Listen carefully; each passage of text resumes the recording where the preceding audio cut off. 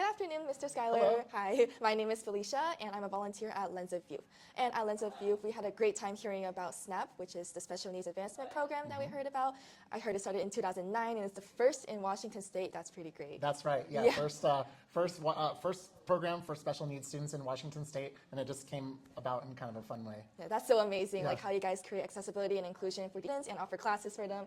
That's amazing. Yeah. And now I think we can transition to our questions for today. Sure. Yeah. So first question, what inspired you to start SNAP, and how has it grown since its beginning in 2009? Yeah, what inspired me to start SNAP was we were offering classes, group classes, and we had a student come in that was very, very disruptive to the rest of the class. But that was just the way he was born. That's just the way he is. And he came in, and I really wanted to keep them involved. But we started to have all of the other students in class just say that they didn't want to be in the class with him. So I had to go and ask the parent if we could, if we could have the student withdraw from the program, just because it was, it was such a distraction for everyone else. But in the back of my mind, I was saying this isn't right, because he's just being himself, and he wants to learn martial arts.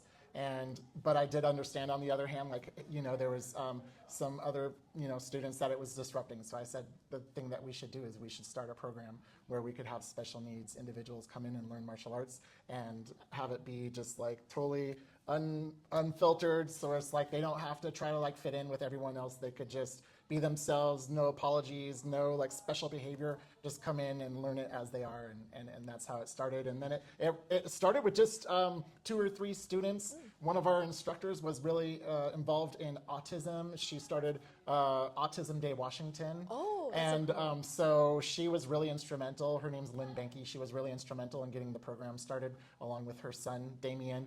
And she has a son named Caspian who has autism. And so we started taking students from that community, and it started slow, and it just built and built and built. And now we have people from all different special needs and differences communities that participate. So it's really great how you took something small like that and it made it even bigger. And I was thinking it actually connects to how our program Miss Under Some Moments started, because these types of stories are so common around the world, but nobody really takes action or talks about them. And I think what you did, creating an exclusive class just for this community, is really great. And I really admire you for that, and how it's not oriented towards business, but instead from the good of your heart. So thank you so much again for sharing that. Of course, yes, thank you. Yeah, it was just it was just a decision more made from my conscience, just wanting to be able to offer martial arts and to everybody and not exclude anybody. So that's where it came from. Yeah, definitely. Wish it could happen more often, Yeah. On to our second question. Through your experience teaching martial arts, how have you seen training impact the confidence, communication, or social connection of students with disabilities? Yeah, so when students with disabilities first come in, you can just tell they're kind of all over the place, and they don't really feel like they fit in or that they belong. And and then that's what I've seen is they're trying to fit into the class. And so what we do is we kind of flip it around, and we bring them in, and it's just how can we fit into the student? How can we make them comfortable? How can we make them feel like they're being heard and seen, and that they're being themselves, they're being authentic, and then they're just coming in to learn martial arts, and they're not being told that they have to do this or that, because martial arts does come from a military background where it's very strict, and it's you're always being told and given orders, shouted at, do this, do that, do this.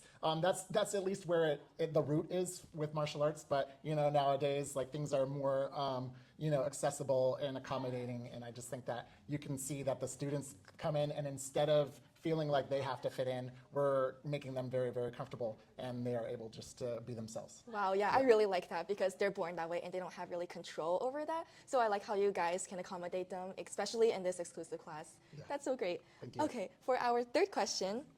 So our at Lens of Youth, our Misunderstood Moments program uses storytelling and art to build empathy and inclusion. Great. And what message would you like to share with others, like families, educators, or organizations, about creating more inclusive spaces like what SNAP is doing? Yeah, I just think that it's rewarding in itself. What are, sometimes you have to think about your goals and everything, but it's also what are you contributing to the population? What is it that your business is contributing to society? And if you can't provide a space to everybody as they are, then you might want to I would just say think about how is there a way where I can kind of make maybe it's not going to impact everyone, but it's something that I can do kind of on the side, where it's able to make everyone happy. Yeah, I love that message. Like even the small dots matter, you know. Yeah. So Thank you. For our final question, why do you think a program like Misunderstood Moments is important to our community today? Oh, it's everything. It's so, so important. Thank you. Yeah, because misunderstood moments is what it is. It's like,